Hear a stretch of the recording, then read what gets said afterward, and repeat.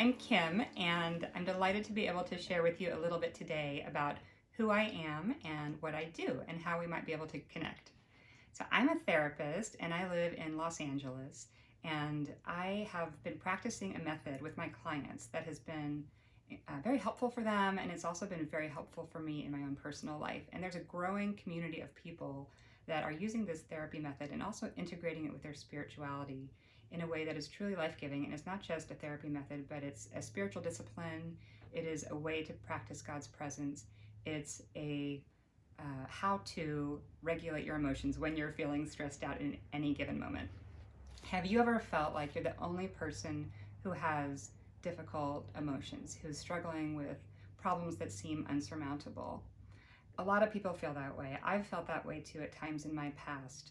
I came from a family that was broken. My father left our family when I was young, and I was raised by a single mom until she remarried, and I felt feelings of rejection for many years and loneliness as a result of my father living in a far-off land. He moved across the world, really, and I didn't know him for all of my upbringing for the most part.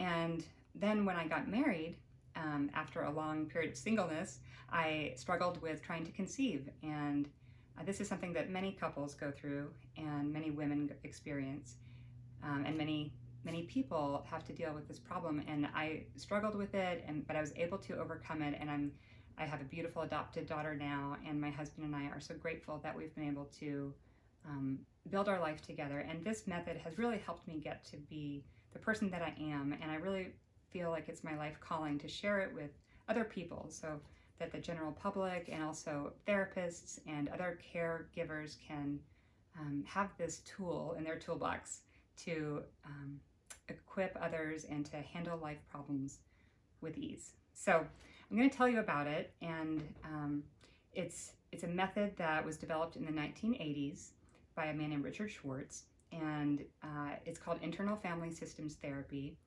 And it's a way of looking at your soul and also a way of working with difficult emotions. So it's both a model and a method. So first I'm going to start with the model. Let me ask you a question first. Have you ever been to a concert where there was a conductor leading an orchestra? If you can take yourself back there for a moment and just imagine the conductor with his wand guiding each of the instruments.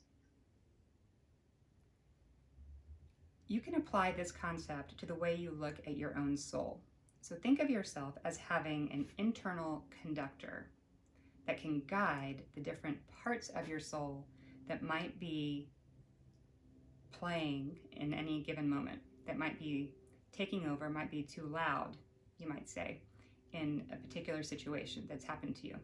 Now, you have your own story, and there are things that you deal with on a daily basis.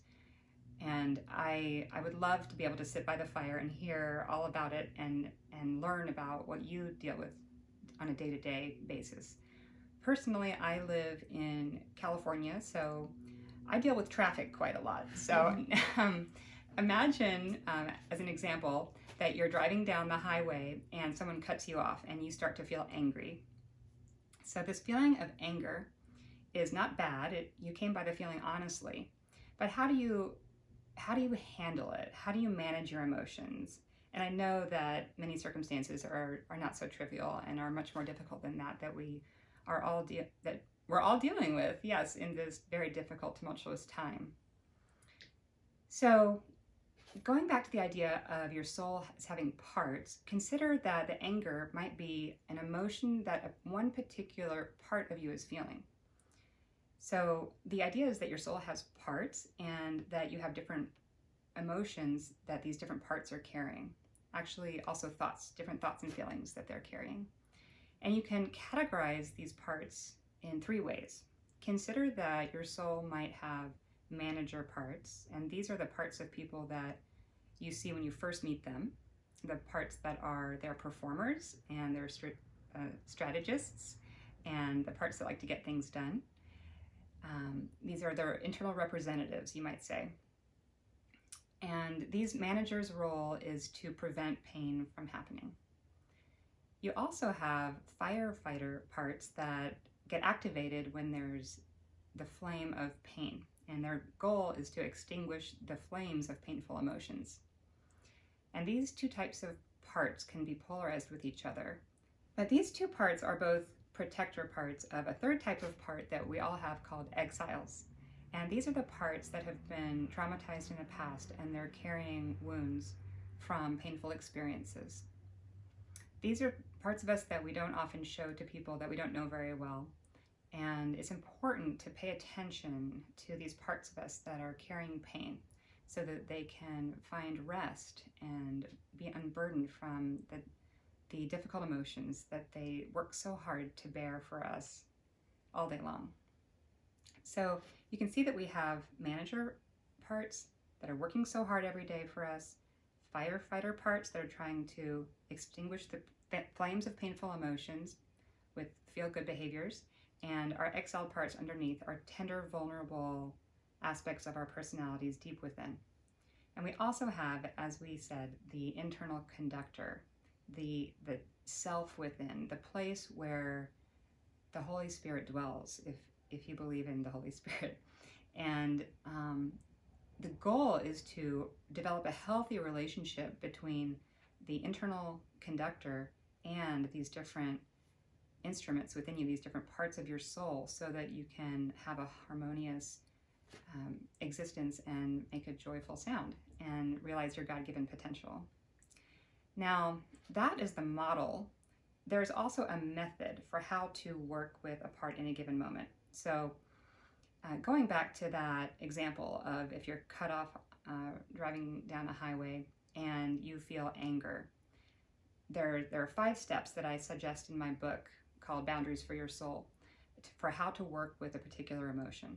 And they are to focus on it, to befriend the part of you carrying that emotion, to invite God to be with it, to unburden it, and then to integrate that emotion and to put it to work for you so it can become your ally instead of your enemy.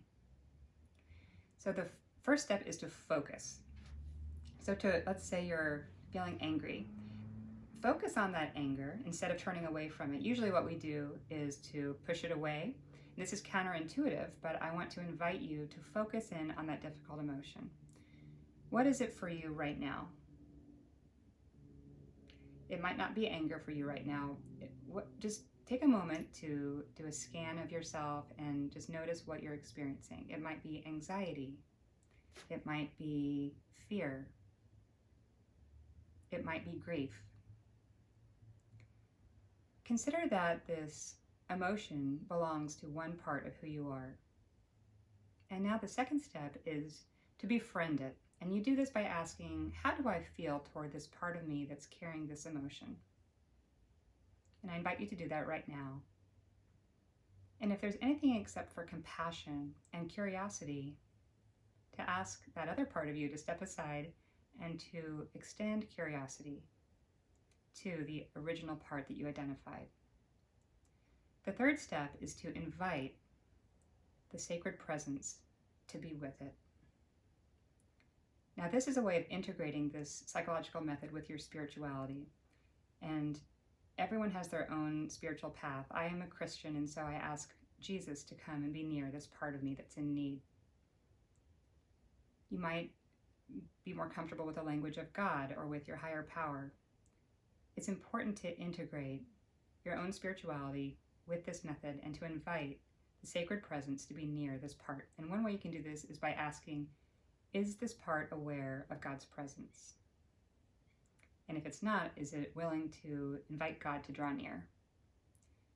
And then unburdening can happen spontaneously. The fourth step is to unburden. And the way that this happens is to really listen to the sacred presence, listen to the voice of God, and to hear what he has to say to you. He has a voice of love. He loves you, he cares for you, and he wants to give you good things. The last step is to integrate this part. And the way you do this is to just ask this part of you what its role is. What does it want to do? Often a part that's been working really hard wants to rest. Sometimes parts want to become our advisors. But it has a God-given role, and so you can just invite it to do whatever it feels like doing in the moment. And if it's being led by God's presence, it will be something that is good and beautiful.